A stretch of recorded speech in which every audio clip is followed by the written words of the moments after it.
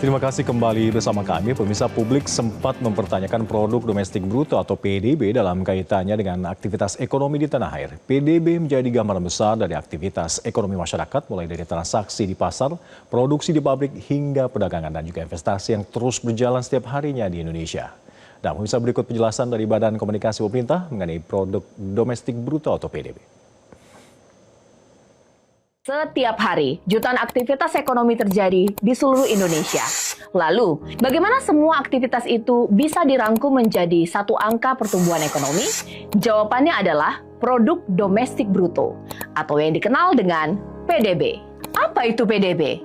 PDB adalah nilai tambah yang dihasilkan seluruh unit usaha dan pelaku ekonomi dalam satu wilayah pada periode tertentu. Dari usaha yang besar, dari usaha yang kecil, hingga usaha mikro, formal maupun informal, karena setiap aktivitas produksi menunjukkan bagaimana ekonomi itu bergerak. Bagaimana pertumbuhan ekonomi diukur? Pertumbuhan ekonomi dihitung dari perubahan nilai PDB atas dasar harga konstan dari waktu ke waktu. Misalnya, triwulan 1 2025, PDB ADHK tercatat sebesar 3.264,6 triliun rupiah.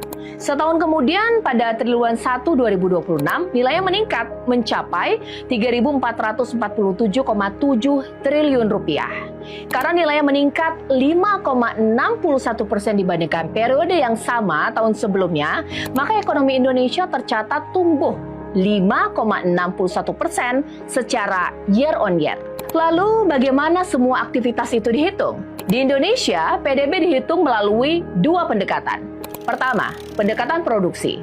Pendekatan ini melihat nilai tambah yang dihasilkan berbagai lapangan usaha, mulai dari pertanian, industri pengolahan, konstruksi, perdagangan, hingga sektor jasa lainnya. Kedua, pendekatan pengeluaran.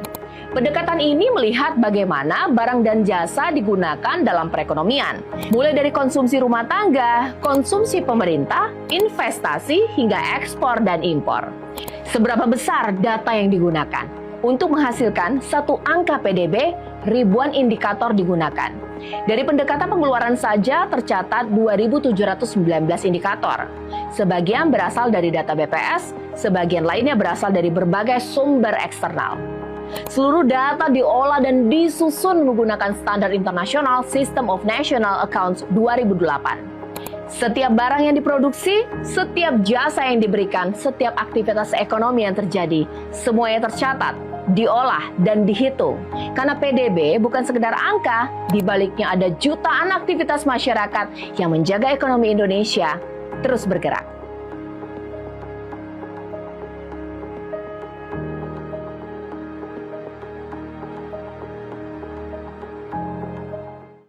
Jelajahi cara baru mendapatkan informasi. Download Metro TV Extend sekarang.